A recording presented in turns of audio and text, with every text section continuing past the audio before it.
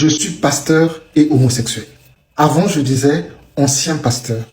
Mais Dieu m'a repris ces jours-ci pour dire, quand tu étais pasteur, qui t'avait appelé? Je lui ai dit, c'est toi, Seigneur.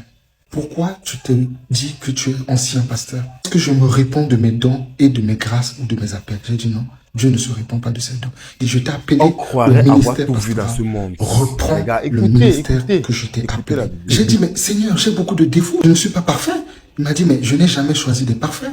As-tu tué quelqu'un? J'ai dit non. Il dit, j'ai choisi Moïse, qui était un meurtrier. J'ai choisi Paul.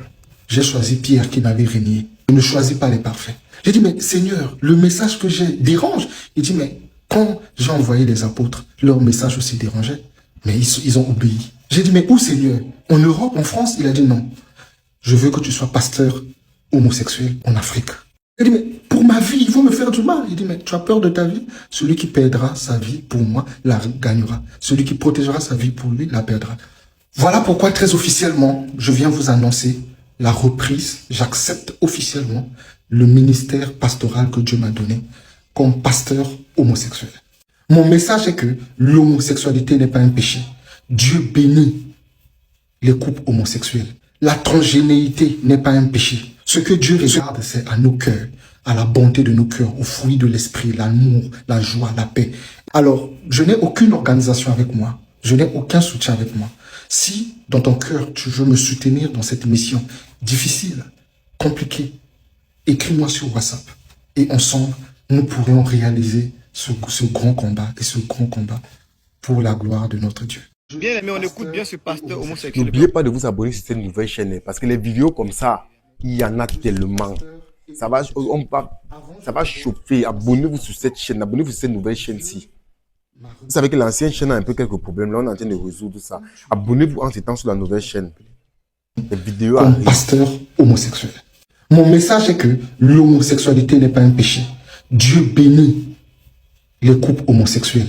La transgénéité n'est pas un péché. Ce que Dieu regarde, c'est à nos cœurs, à la bonté de nos cœurs, aux fruits de l'esprit, l'amour, la joie, la paix.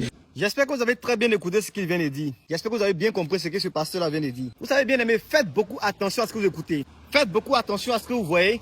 Faites attention à qui vous impose la main. Je sais pourquoi je dis ça, les gars. Avant de pouvoir aller dans une église, les gars, renseignez-vous sur l'église. Qui est le pasteur? Qu'est-ce que le pasteur fait? Quel est son pasteur? Quel est son présent? Dès ces derniers temps, il y aura des faux et des vrais pasteurs. À l'écouter, c'est intéressant. À l'entendre, c'est intéressant. Mais c'est la partie homosexuelle là que je ne voulais pas entendre, que j'ai entendu. Les gars, avant d'avancer, je vais vous lire la parole de Dieu. Parce qu'il faut qu'on parle avec les textes. Il y a une Bible. Ouvre ta Bible dans Lévitique 18, verset 12. Dans l'Ancien Testament, les gars, qu'est-ce que la parole de Dieu dit? Tu ne coucheras point avec un homme comme on couche avec une femme. C'est une abomination. On va encore aller plus loin. Dans 1 Corinthiens 6, verset 9 à 10. C'est le Nouveau Testament. On écrit dans l'Ancien, on met dans le Nouveau. Ne vous y trompez pas. Ni les impudiques, ni les idolâtres, ni les adultères, ni les efféminés, ni les infâmes, qui sont les homosexuels, ni les voleurs n'hériteront du royaume des cieux. Faites beaucoup attention à ce que vous voyez sur Internet. Aujourd'hui, un enfant comme une grande personne, il a l'Internet, il a la connexion, il a un téléphone, iPhone, Android, peu importe. Il se met sur la toile, il parle, il peut avoir un bon langage, il peut avoir une belle diction, il peut savoir parler, mais il ne faudrait pas qu'il te convainque, bien aimé. Il ne faudrait pas qu'il te convainque parce qu'il sait que beaucoup d'hommes vont aller dans ce genre d'église. On voit des églises où des pasteurs portent des talons, on voit des églises où des pasteurs attachent des jupes. Bien aimé, faites attention. Sachez quel Dieu vous adorez. Ils savent quel Dieu ils adorent, eux. Ils savent quel Dieu ils prient. Mais toi, est-ce que tu sais où tu mets tes pieds? La fin du monde n'est pas loin. Sachez qui vous impose les mains. Il y a des faux et les vrais prophètes. Les vrais prophètes, on les reconnaît par les actes. Notre Dieu, il n'a pas changé. Il agit encore, il continue d'agir. Donc si tu veux vraiment continuer à prier en enseignant l'église, lis ta Bible. C'est pourquoi je demande à tout le monde de lire vos Bibles, les gars. C'est important. Parce qu'il y a des paroles que certains pasteurs vont vous dire. Si tu n'es pas connecté à la Bible, qui est la parole de Dieu, qui est Dieu lui-même, il sera déconnecté à l'esprit.